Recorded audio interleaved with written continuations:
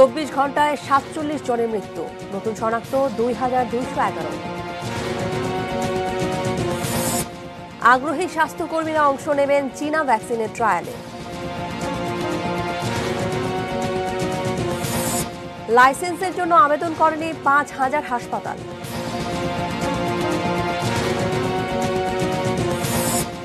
OC প্রদীপ সহ 3 জনের তৃতীয় দফায় 3 দিনের রিমান্ড। এবং কর্মহীন রোহিঙ্গাদের কাজে লাগানোর পরামর্শ বিশেষজ্ঞদের।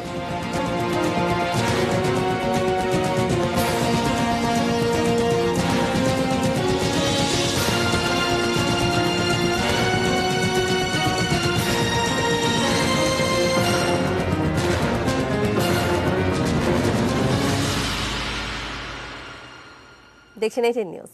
রাত 9টার নিউজ আওয়ার নিয়ে হাজির হয়েছি আমি তানিয়া আহমেদ। শুনছিলেন শিরোনাম। VSL Angle Channel HB VSL Bikrampur steel limited. এবারে পুরো খবর। করোনায় গত 24 ঘন্টায় 47 জনের মৃত্যু হয়েছে। এ নিয়ে দেশে করোনায় আক্রান্ত হয়ে মোট মৃত্যু হয়েছে 4174 জনের। শুক্রবার স্বাস্থ্য অধিদপ্তরের অতিরিক্ত মহাপরিচালক অধ্যাপক ডক্টর নাসিমা সুলতানা স্বাক্ষরিত এক সংবাদ বিজ্ঞপ্তিতে এসব তথ্য জানানো হয়। 24 ঘন্টায় দেশের 92টি ল্যাবে 13,741 জনের নমুনা পরীক্ষা করা হয়েছে। তাতে নতুন করে করোনা শনাক্ত হয়েছে 2211 জন। 24 ঘন্টায় শনাক্তের হার 16.09%। মোট শনাক্তের সংখ্যা 3,06,794। সবশেষ 3,378 জনকে নিয়ে মোট সুস্থ হয়েছেন 1,96,836 জন। দেশের বিভিন্ন হাসপাতালে কর্মরত চিকিৎসক, নার্স ও স্বাস্থ্যকর্মীদের যারা স্বেচ্ছায় পরীক্ষামূলক টিকা নিতে আগ্রহী, শুধুমাত্র তাদেরই দেয়া হবে সিনোভ্যাকের টিকা।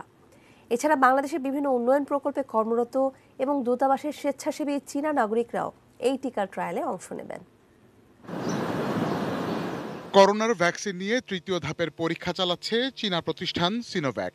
এখনও সংক্রমণ বেশি থাকায় আদর্শ জায়গা হিসেবে বাংলাদেশে টিকার তৃতীয় পর্যায়ের ট্রায়ালের প্রস্তাব দেয় সিনোভ্যাক। বাংলাদেশে ট্রায়ালটি পরিচালনা করবে আইসিডিডিআরবি। যে কোনো ভ্যাকসিন আসুক তার তো ট্রায়াল লাগবেই।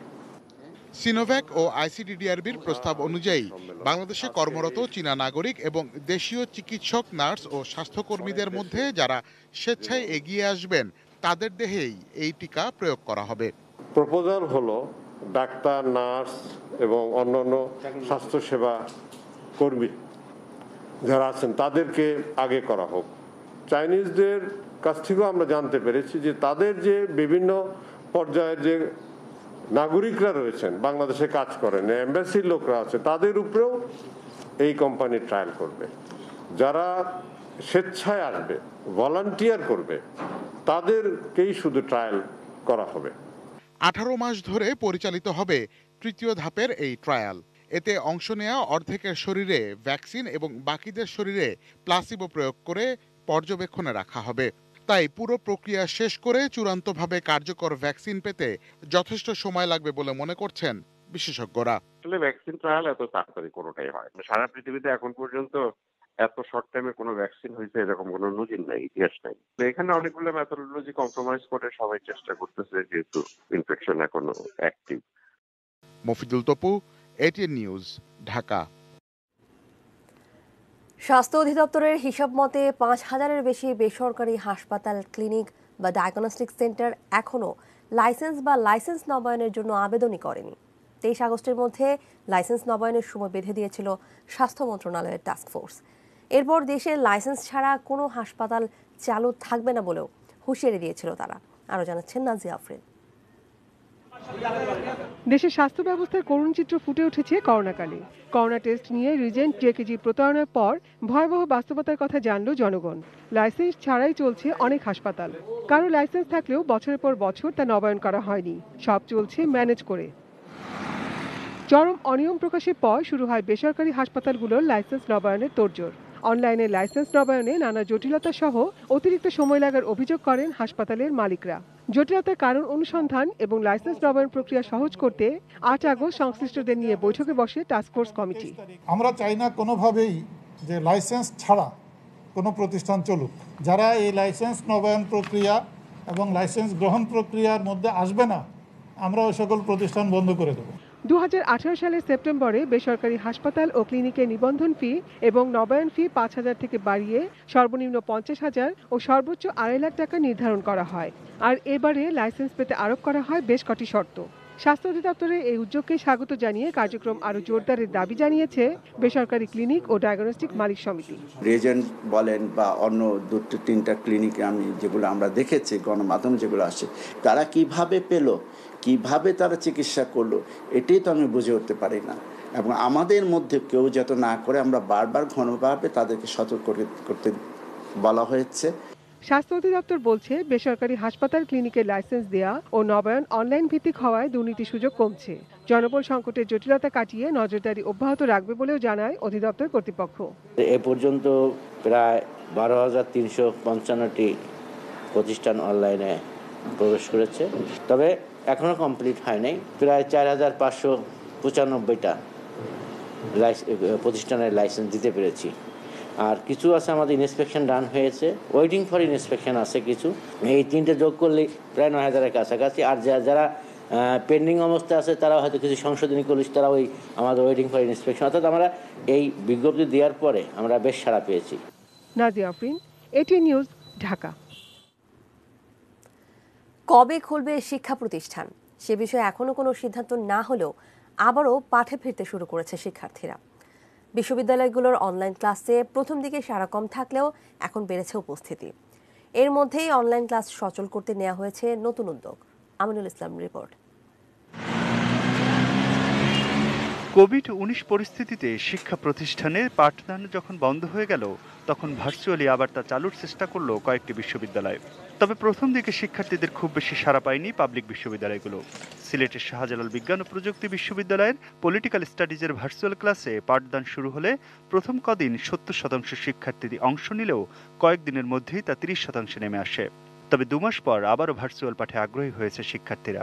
আমার ক্লাসে 70 থেকে 80% শিক্ষার্থী কিন্তু উপস্থিত ছিল, কিন্তু কিছুদিন যেতে না যেতেই শিক্ষার্থীদের কাছ থেকে এটা একটা প্রবল বাধা আসে।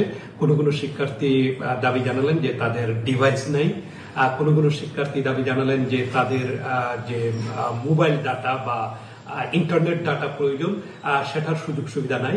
শাহজালাল বিশ্ববিদ্যালয়ে একাডেমিক কাউন্সিল করে অনেকটা ছাত্রছাত্রীদের বাধ্য করা হলো যে অনলাইন ক্লাসের কোনো বিকল্প নাই। ভার্চুয়াল ক্লাসে শিক্ষার্থীদের আগ্রহ বাড়াতে নানা উদ্যোগ নিয়েছে বিশ্ববিদ্যালয়গুলো।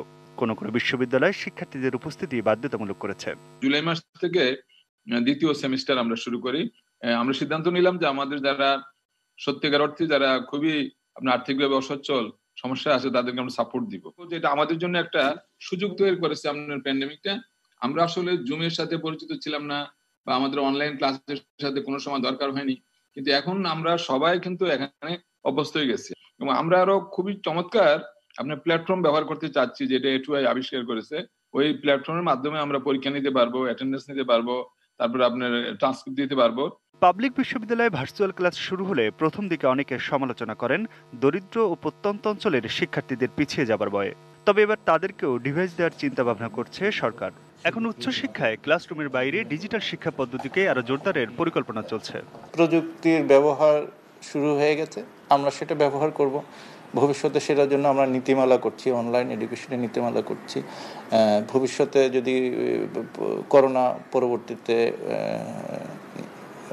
না থাকে, দুর্যোগ না থাকে, সেখানেও আমরা প্রযুক্তির ব্যবহার চালিয়ে ভালো শিক্ষা, উন্নত শিক্ষা, উচ্চমানের শিক্ষা যাতে এনশিওর করা যায় সেদিকে আমরা কাজ করব। সেখানে আমিনুল ইসলাম, এটিএন নিউজ, ঢাকা। করোনার সময় গণপরিবহনের ভাড়া বৃদ্ধি, স্বাস্থ্যবিধি মানা না মানা নিয়ে সমালোচনা হয়েছে। এবার এসেছে নতুন প্রস্তাব। 1 সেপ্টেম্বর থেকে আগের নিয়মে আগের ভাড়া কার্যকর করতে চায় বাংলাদেশ সড়ক পরিবহন মালিক সমিতি।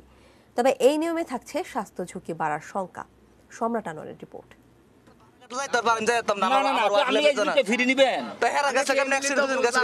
2 মাসের বেশি সময় বন্ধ রাখার পর শর্ত সাপেক্ষে 60% বাড়তি ভাড়া কার্যকর করে গণপরিবহন চালু। তারপর থেকে শর্ত না মেনে ভাড়া নিয়ে বিবাদের এমন দৃশ্য চোখে পড়েছে বেশ, এখনো পড়ে। শুরুর সতর্কতা খুব বেশি দিন ধরে রাখতে পারেনি গণপরিবহন। যাত্রীরাও তাদের সতর্কতায় ঢিল দিয়েছেন, যার ফলে বাড়তি ভাড়া দিয়েও স্বাস্থ্য সুরক্ষা নিশ্চিত হয়নি। তাই বিভিন্ন সময় আগের ভাড়া কার্যকরের দাবি ছিল যাত্রী এবং পরিবহন সংশ্লিষ্টদের। অবশেষে পরিবহন মালিক সমিতির আনুষ্ঠানিক প্রস্তাব কার্যকর করা হোক যাত্রী পরিবহনের পুরনো নিয়ম, পুরনো ভাড়া। আগের ভাড়ায় ফেরার প্রস্তাবকে স্বাগত জানালেও স্বাস্থ্য সুরক্ষা নিয়ে শঙ্কায় যাত্রীরা। সবার তো সাফার করতে হচ্ছে, ভাড়া কমলে অবশ্যই আমরা একটা অ্যাজ ইউজুয়াল ভাবে চলতে পারলাম। গণপরিবহনে যেহেতু চড়তেই হবে, সেক্ষেত্রে নিজের সেফটিটা নিজেই নিতে হবে। এখনো সিদ্ধান্ত না হলেও ব্যবসা ধরতে এরই মধ্যে কয়েকটি পরিবহন আগের ভাড়ায় আগের নিয়মে যাত্রী পরিবহন শুরু করেছে। বেড়েছে স্বাস্থ্য ঝুঁকিও।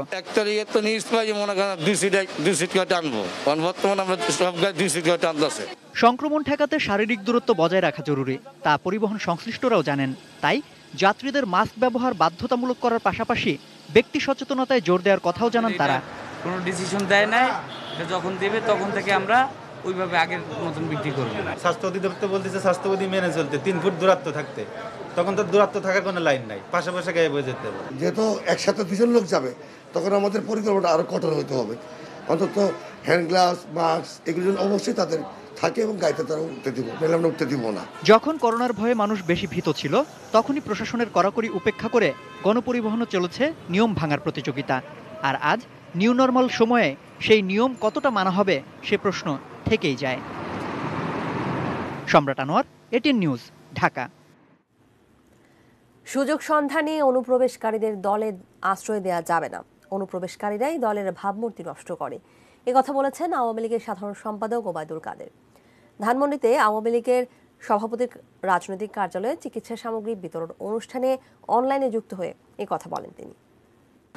অনুপ্রবেশকারীদের দল ও সরকারের ভাবমূর্তি ক্ষুণ্ণ করে, তাই আমি সবাইকে সতর্ক করে দিয়ে বলবো, দলের কোনো স্তরে কোনোভাবেই সুবিধাভোগী অনুপ্রবেশকারী অপকর্মকারীদের আশ্রয় প্রশ্রয় দিতে পারবেন না, দেয়া যাবে না। অবসরপ্রাপ্ত মেজর সিনহা মোহাম্মদ রাশেদ হত্যা মামলার প্রধান আসামি টেকনাফ থানার বরখাস্ত ওসি প্রদীপ সহ 3 জনের আবারও 3 দিনের রিমান্ড মঞ্জুর করেছেন আদালত। দ্বিতীয় দফায় 4 দিনের রিমান্ড শেষে বিকেল 3টার দিকে আদালতে হাজির করা হয় আসামিদের। এ সময় অধিকতর জিজ্ঞাসাবাদের জন্য আবারও রিমান্ড আবেদন করেন মামলার তদন্ত সংস্থা র্যাবের সিনিয়র সহকারী পুলিশ সুপার খায়রুল ইসলাম। আদালতে নেয়ার আগে কক্সবাজার সদর হাসপাতালে তাদের স্বাস্থ্য পরীক্ষা করা হয়।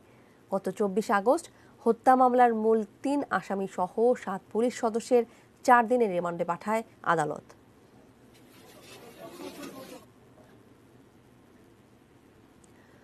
কর্মহীন রোহিঙ্গাদের কাজে লাগানোর পরামর্শ দিচ্ছেন বিশেষজ্ঞরা। সম্প্রতি সংসদীয় স্থায়ী কমিটিও এমনই সুপারিশ দিয়েছে।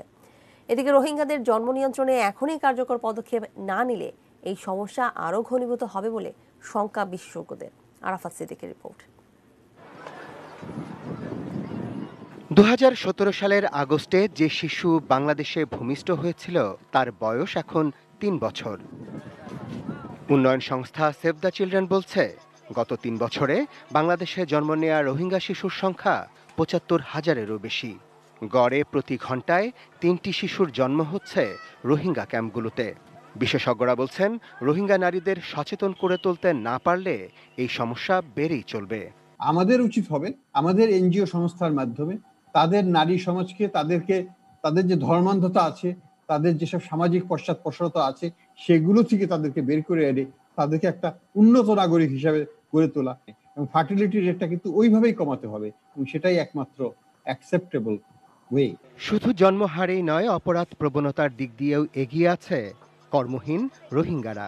মাদক, ইয়াবা চোরাচালান, মানব পাচারের মতো ঘটনায় রোহিঙ্গাদের জড়িয়ে পড়া ঠেকাতে রীতিমতো হিমশিম খাচ্ছে স্থানীয় আইন শৃঙ্খলা বাহিনী। এ পর্যন্ত গুরুতর এসব অপরাধে জড়িয়ে দেশের বিভিন্ন কারাগারে বন্দী আছেন 1273 জন রোহিঙ্গা। এই রোহিঙ্গারা যদি ধরেন বাংলাদেশে আমরা আশ্রয় না দিতাম, অথবা আমরা বলতাম যে তোমরা অন্য কোথাও চলে যাও আমাদের উপর দিয়ে, যেটা ইউরোপে হয়েছে, তার ফলে কিন্তু এই পুরো এলাকা কিন্তু ডিস্টেবিলাইজড হয়ে যেত। রোহিঙ্গাদের অপরাধ প্রবণতা ও জন্মহারে শঙ্কা প্রকাশ করে সম্প্রতি বেশ কিছু সুপারিশ দিয়েছে দুর্যোগ ব্যবস্থাপনা ও ত্রাণ মন্ত্রণালয় সম্পর্কিত সংসদীয় স্থায়ী কমিটি। এতে রোহিঙ্গাদের অলস বসিয়ে না রেখে উৎপাদনমুখী কাজে লাগানো, ক্যাম্পগুলোতে খেলাধুলা ও বিনোদনের ব্যবস্থা রাখা, পরিবার পরিকল্পনা কার্যক্রম জোরদার করার মতো বিষয়গুলো গুরুত্ব পেয়েছে। Idle brain is a devil's den, একটা প্রবাদ আছে। এই লোকগুলি যখন 11 লক্ষ লোক যখন অবসর থাকে, কাজ করে না, তাদের মাথার মধ্যে তো কুবুদ্ধি খিলবিল করে। কিন্তু তাদেরকে যদি এই 11 লক্ষ লোককে, যেগুলি আপনার কর্মক্ষম লোক, এগুলি যদি কাজে লাগানো যেত, সরকারি এবং এনজিওরা যদি সহায়তা করে ওদেরকে ব্যস্ত রাখে, তাহলে অপরাধটা ওখানে কম হয়। সে সঙ্গে বিশেষজ্ঞরা বলছেন, একসঙ্গে এত কর্মহীন মানুষের ব্যবস্থাপনা যে কোনো দেশের জন্যই কঠিন ও ব্যয়বহুল। তাই সমস্যা সমাধানের আগে অন্তত 5 লাখ রোহিঙ্গাকে বিভিন্ন দেশে আশ্রয় দেওয়ার যে সুপারিশ করেছে বাংলাদেশ, তার জন্য সব মহলকেই এখন সোচ্চার হতে হবে। Arafat Siddiqui, ATN news, Dhaka. এবারে বাজে স্টিল বিরতি, এরপর আর যা থাকছে।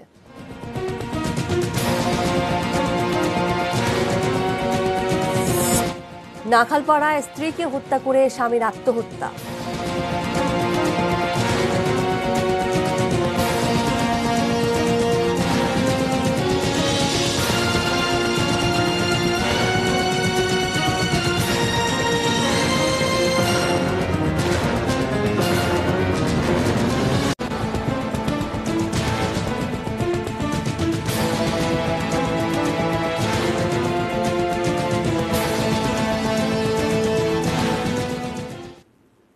বিরতির পর ফিরে এলাম নিউজ আওয়ারে। ধন্যবাদ আমাদের সঙ্গে থাকার জন্য।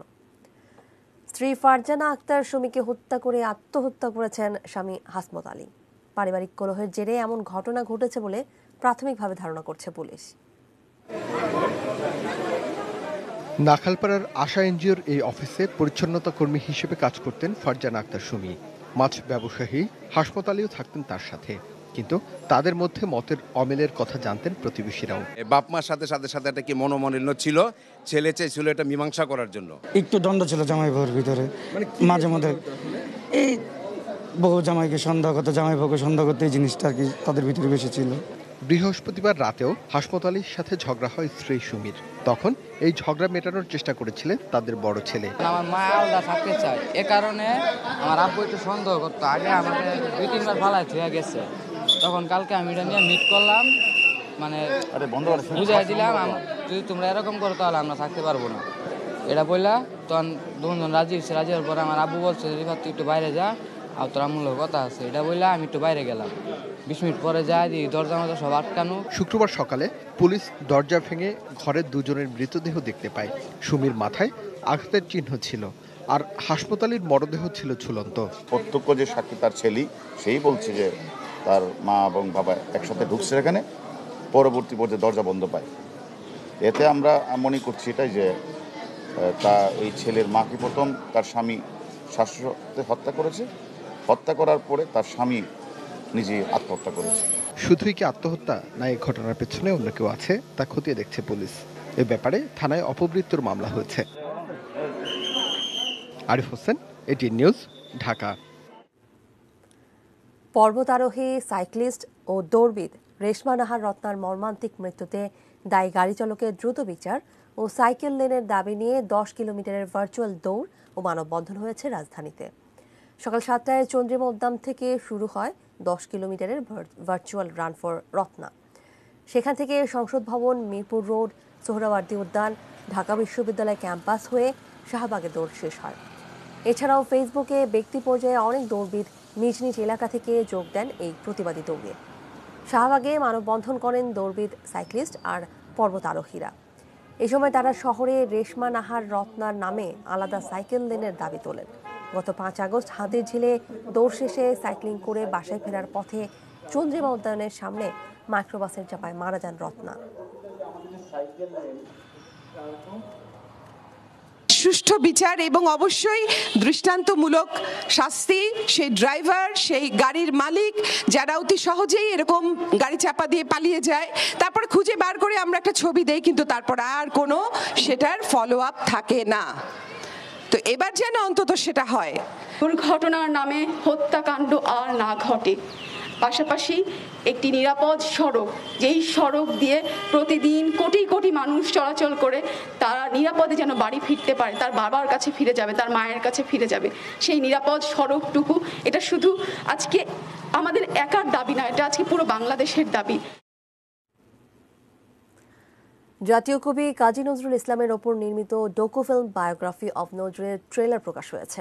বৃহস্পতিবার রাতে অনলাইনে ফেরদৌস খান পরিচালিত ডকুফিল্মটির ট্রেলার উদ্বোধন করা হয়। এই অনুষ্ঠানে যুক্ত ছিলেন সংস্কৃতি প্রতিমন্ত্রী KM খালিদ, জাতীয় অধ্যাপক ডক্টর রফিকুল ইসলাম, নজরুল গবেষক ডক্টর বাঁধন সেনগুপ্ত এবং কবিনাতনী খিলখিল কাজী ও অনিন্দিতা কাজী। প্রায় 1.5 ঘন্টা এই তথ্যচিত্রটি ইতিমধ্যে সেন্সর পেয়েছে। করোনা পরিস্থিতির উন্নতি হলে ঢাকা ও কলকাতায় প্রদর্শনী শুরু হবে। আজ 28 আগস্ট, নওগাঁর মান্দা উপজেলার পাকুড়িয়া গণহত্যা দিবস।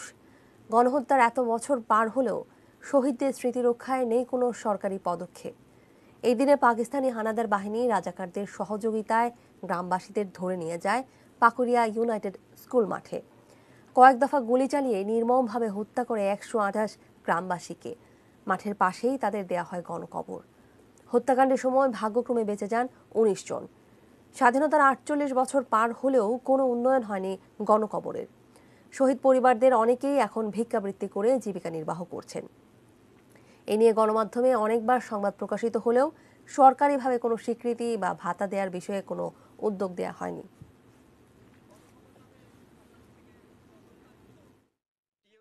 করেছিল কিন্তু না, কোনো উন্নতি হয়নি। যারা এখনো আহত অবস্থায় আমাদের মাঝে জীবিত রয়েছেন তাদেরকে শহীদের মর্যাদা এবং জাতীয় স্বীকৃতি আমরা দাবি জানাচ্ছি। করোনার কারণে প্রায় 5 মাস বন্ধ থাকার পর 6 শর্তে খুলে দেওয়া হয়েছে খাগড়াছড়ির সব পর্যটন কেন্দ্র।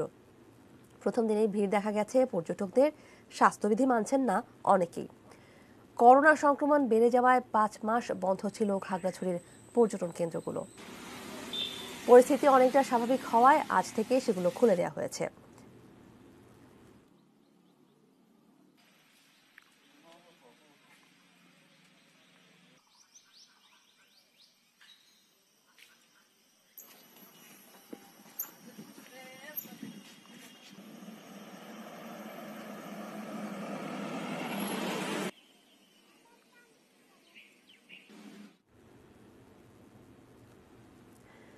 শিশুদের ঝগড়া থেকে মিথ্যা মামলা, কারাগারে মা, পালিয়ে বেড়াচ্ছেন বাবা, আতঙ্কে দিন কাটছে 4 শিশুর।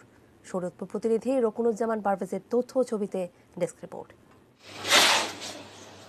4 সন্তান নিয়ে শরীয়তপুরের নড়িয়ার ধূপখাড়া গ্রামের বাড়িতে থাকেন নূরজাহান বেগম। স্বামী ইয়াসিন ছৈয়াল চট্টগ্রামে ফেরি করে কাপড় বিক্রি করেন। গত 3 আগস্ট নূরজাহানের 8-9 বছর বয়সী ছেলে মজনু ও মোজাম্মেলের সঙ্গে ঝগড়া হয় প্রতিবেশী সালাম ব্যাপারীর ছেলে আব্দুল আহাদের। এক পর্যায়ে মাথায় আঘাত পায় 7ম শ্রেণীতে পড়ুয়া আহাদ। ওই দিন সালাম ব্যাপারী লোকজন নিয়ে নূরজাহান ও তার ছেলে মেয়েদের মারধর করে। রাতে নূরজাহান বেগম নড়িয়া থানায় লিখিত অভিযোগও করেন। মারতে মারতে আদামরা বানায় লেছে, আমি টিকতে না পেরে হাতে ফিটকারি পটলা ছিল, এটা মেলা মাসি আছে, মাথা যা পুরা মাথা কেটে গেছে। সুফলের আব্বু আমাদের বাসায় আয়সা মানে আমার ছোট ভাইরা মারধর করছে অনেক, তারপর আম্মু ধরতে গেছে, আম্মুরও মারছে। 21 আগস্ট সালামের স্ত্রী শিউলি বেগম উল্টো একটি মামলা করেন। ফিটকিরির আঘাতে আহত হলেও মামলায় অভিযোগ করা হয় নূরজাহান আহাদকে মাথায় অস্ত্র দিয়ে কুপিয়ে আহত করেছে। অথচ এই মামলার বাদী ও সাক্ষী ঘটনার সময় উপস্থিতি ছিল না। ওখানে যে লোকজন যারা ছিল তারাই তো সবাই কে ছিল স্পেসিফিক বলেন? এখানে তো বাজার লোকজন ছিল। না, আপনি জানলেন কেমনে? সে বটি দাও দিয়ে করেছে। ওইখানে এই লোকজন যারা ছিল তারাই বলছে। আমার যে একটা সাক্ষী দিছে, আমার তো জিজ্ঞাসা করবো কি হয়েছে আসলে বিষয়, আমি কিছুই জানি না ভালো মন্দ, এইটা তো কোনো সাক্ষী হয় না। ওই রাতেই নূরজাহানকে গ্রেপ্তার করে নড়িয়া থানা পুলিশ। পরদিন তাকে জেলা কারাগারে পাঠানো হয়। সম্পূর্ণ মিথ্যাভাবে মামলাটা থানায় দায়ের করেছিল, পুলিশের সাথে পুলিশকে প্রভাবিত করে। পুলিশ সেই ওই বাদীপক্ষে প্রভাবিত হইয়া সম্পূর্ণ অন্যায়ভাবে আমার আসামিকে গ্রেপ্তার করেছে। তদন্ত করে যতটুকু জানতে পেরেছি এবং স্থানীয় সাক্ষী আমাদেরকে বলেছেন যে তারা এই ধরনের কোনো ঘটনা ঘটে নাই, সেই মহিলা এই ঘটনার সাথে জড়িত ছিলেন না এবং ওই সময় উপস্থিত ছিলেন না। তদন্ত সাপেক্ষে এই মামলার পরবর্তী পদক্ষেপ নেওয়া হবে বলে জানিয়েছে পুলিশ। প্রত্যেকটা ঘটনায় তো আমি যাই না, আমার সাব ইন্সপেক্টররা যাদেরকে দিই তারা যায় তদন্ত করে, তারা তদন্ত করে আমাকে যেভাবে বলে আমি সেই অনুযায়ী ব্যবস্থা নিই ভাই। তো আমি ভিডিও এবং ছবি দেখছি। Zinia Islam, desk report, ATN news. Broadband internet সেবায় ভ্যাট 15% থেকে কমিয়ে 5% করা হয়েছে। আগে যা ছিল 15%।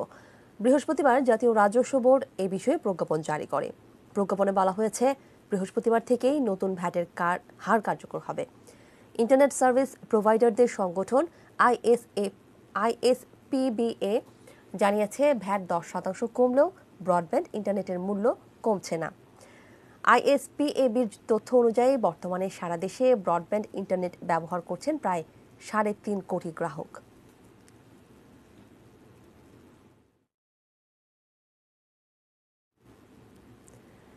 টানা বৃষ্টি, উজানের পাহাড়ি ঢল ও নদ নদীর পানি উপচে এবারের বন্যায় টাঙ্গাইলের 10 উপজেলার কৃষি জমির ব্যাপক ক্ষতি হয়েছে।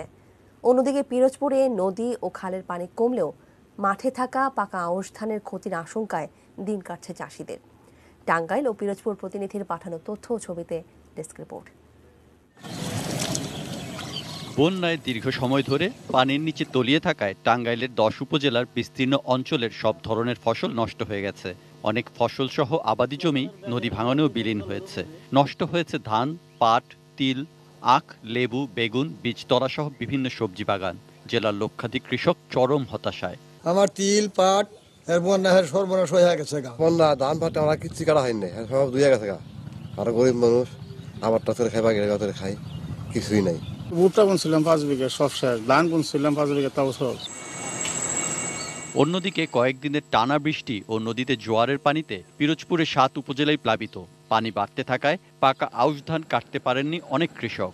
অতিরিক্ত পানির কারণে আমন ধানের চারা রোপণেও সমস্যায় পড়তে হয়েছে। সামনের দিনগুলো নিয়ে দুশ্চিন্তায় কৃষকরা।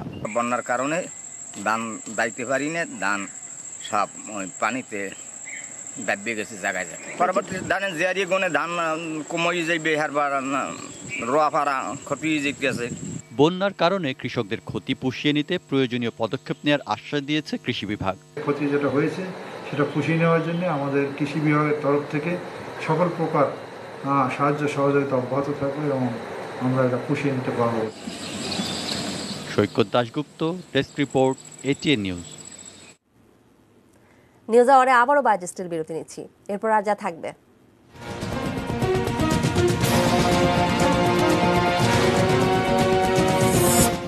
জাপানের প্রধানমন্ত্রী শিনজো আবের পদত্যাগের ঘোষণা।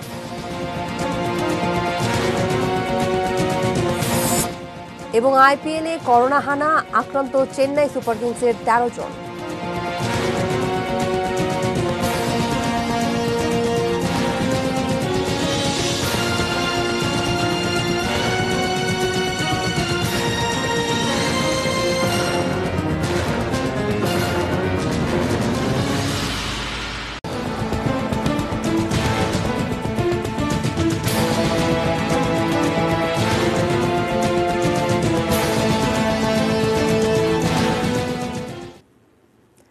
বিরতি থেকে ফিরে এসে আবারও আমন্ত্রণ জানাচ্ছি নিউজ আওয়ারে।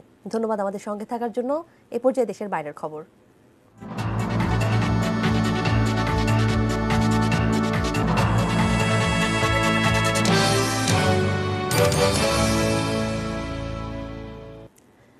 স্বাস্থ্যগত কারণে পদত্যাগের ঘোষণা দিয়েছেন জাপানের প্রধানমন্ত্রী শিনজো আবে। তবে উত্তরসূরি নির্বাচন না হওয়া পর্যন্ত প্রধানমন্ত্রীর পদে থাকবেন তিনি। আজ এক সংবাদ সম্মেলনে তিনি এই ঘোষণা দেন। এ সময় আবে বলেন, অসুস্থতার কারণে সরকারি কর্মকাণ্ডে বিঘ্ন ঘটুক তা তিনি চান না। মেয়াদ পূর্ণ করতে না পারায় জনগণের কাছে দুঃখ প্রকাশ করেন আবে।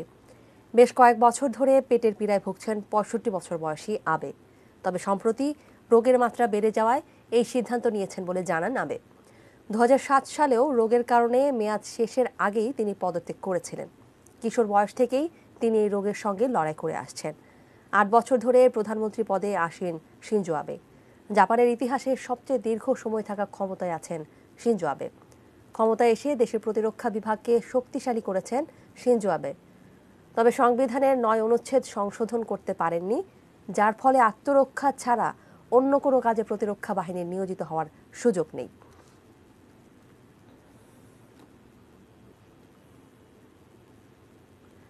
যুক্তরাষ্ট্রের লুইজিয়ানা অঙ্গরাজ্যে হারিকেন লরার আঘাতে গাছ চাপা পড়ে 6 জনের প্রাণহানি হয়েছে। বিধ্বস্ত হয়েছে অনেক ঘরবাড়ি।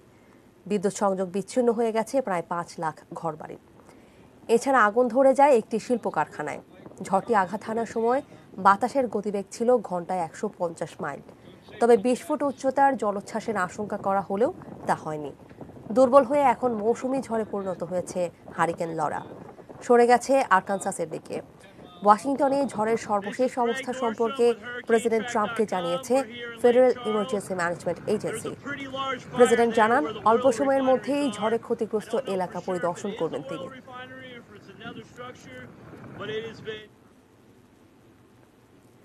চলতি বছরের গোড়ার দিকে ভারতের দিল্লিতে ভয়াবহ দাঙ্গার সময়ে মানবাধিকার লঙ্ঘন করেছে পুলিশ।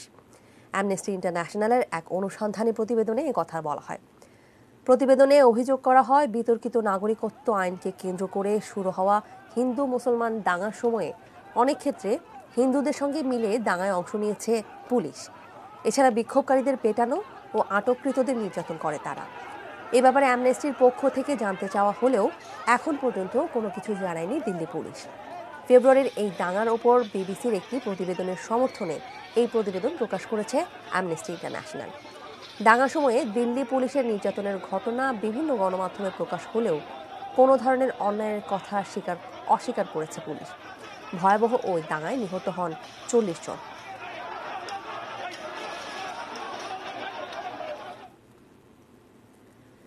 নিজ দেশে উদ্ভাবিত বিশ্বের প্রথম করোনা ভ্যাকসিন স্পুটনিক ভি-কে নিরাপদ ও কার্যকর বলে আবারও দাবি করেছেন রুশ প্রেসিডেন্ট ভ্লাদিমির পুতিন। বৃহস্পতিবার রাশিয়া 24 নামক টিভি চ্যানেলকে দেয়া সাক্ষাৎকারে পুতিন বলেন, ভ্যাকসিনটি তার মেয়ের দেহে অ্যান্টিবডি তৈরি করতে সক্ষম হয়েছে। সে ভালো বোধ করছে। তবে এই দাবির পক্ষে কোনো বৈজ্ঞানিক তথ্য প্রমাণ দাখিল করেনি রুশ কর্তৃপক্ষ। সেপ্টেম্বরে আরও একটি ভ্যাকসিন আসছে বলেও জানান পুতিন। আন্তর্জাতিক বিশেষজ্ঞদের মতে যে কোনো ভ্যাকসিনের বহুল ব্যবহারের আগে অন্তত 10,000 স্বেচ্ছাসেবীর ওপর পরীক্ষামূলক প্রয়োগ করতে হয়। রাশিয়া করেছে 38 জনের 2টি দলের ওপর। ভ্যাকসিনটি নিয়ে রাশিয়ার সঙ্গে আলোচনা শুরুর কথা জানিয়েছে বিশ্ব স্বাস্থ্য সংস্থা WHO। তবে রাশিয়ার কাছ থেকে এ ব্যাপারে এখনও বিস্তারিত তথ্য পায়নি সংস্থাটি।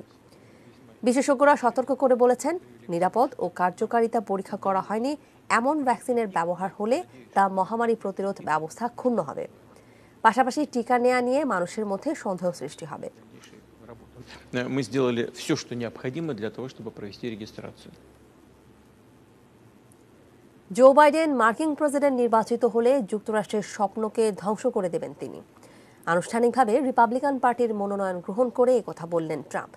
রিপাবলিকান পার্টির ভার্চুয়াল সম্মেলনের শেষ দিনে হোয়াইট হাউস থেকে দেয়া ভাষণে ট্রাম্প অভিযোগ করেন, যুক্তরাষ্ট্রের মহত্বকে ধ্বংস করে দিয়েছেন তার ডেমোক্র্যাট প্রতিদ্বন্দ্বী বাইডেন। বলেন, তিনি নির্বাচিত হলে দাঙ্গাবাজদের রাজত্বে চলবে যুক্তরাষ্ট্র। এই সময় আবারও 4 বছরের জন্য তাকে প্রেসিডেন্ট নির্বাচিত করতে ভোটারদের প্রতি আহ্বান জানান ট্রাম্প। এমন এক সময়ে একথা বললেন ট্রাম্প যখন করোনা মহামারী পরিস্থিতি সামাল দিতে ব্যর্থ হওয়া, অর্থনৈতিক দুরবস্থা ও পুলিশের হাতে একের পর এক কৃষ্ণাঙ্গ হত্যা ও নির্যাতনের জন্য তার প্রশাসনকে দুষছেন সবাই। নভেম্বরে প্রেসিডেন্ট নির্বাচনে জনমত জরিপে তার থেকে এগিয়ে আছেন প্রতিদ্বন্দ্বী জো বাইডেন।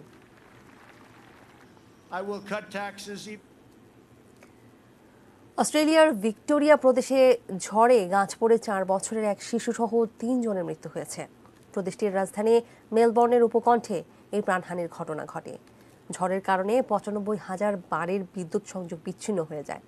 ঝড়ে বাঁধ ভেঙে দূষিত পানি প্রবেশ করেছে লোকালয়ে।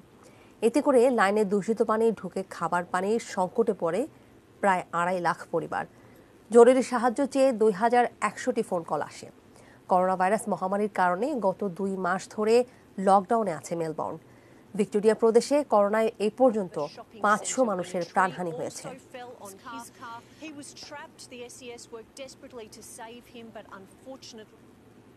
এবারে খেলার খবর।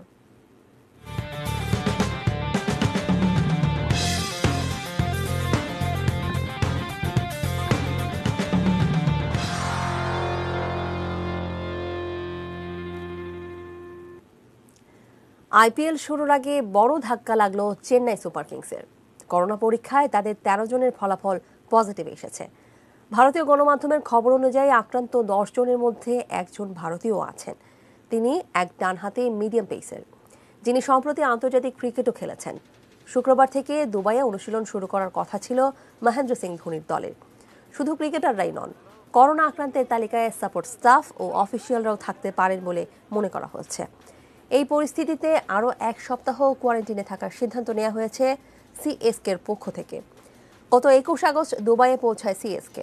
এরপর 6 দিনের বাধ্যতামূলক কোয়ারেন্টিনে ছিল চেন্নাই শিবির, কিন্তু এখন তার মেয়াদ বাড়ল। জানা গেছে 1 সেপ্টেম্বর থেকে তারা অনুশীলন শুরু করবে, আর 19 সেপ্টেম্বর শুরু হচ্ছে আইপিএলের এবারের আসর।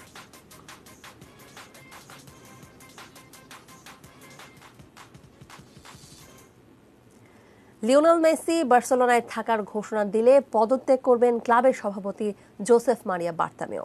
এ নিয়ে খবর প্রকাশ করেছে স্প্যানিশ দৈনিক মার্কা। মেসি বার্সে তিনি শর্ত সাপেক্ষে পদত্যাগের ঘোষণা দিয়েছেন, কেননা মেসির মতো বিশ্বসেরা ফুটবলারকে বার্সা কিংবা বার্তামেও কেউই ছাড়তে চান না।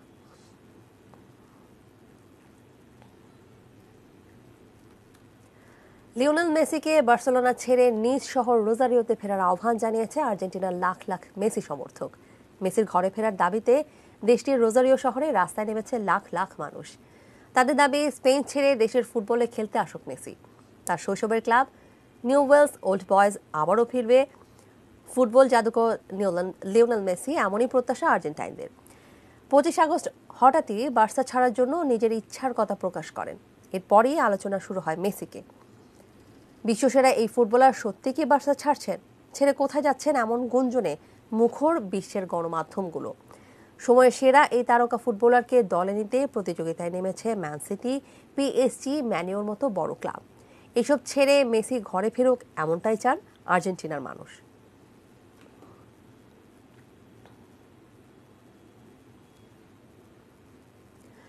জুভেন্টাসের হয়ে ক্রিস্টিয়ানো রোনালদোর চ্যাম্পিয়ন্স লিগ জয়ের স্বপ্ন ভেঙে গেছে শেষ 16-তে।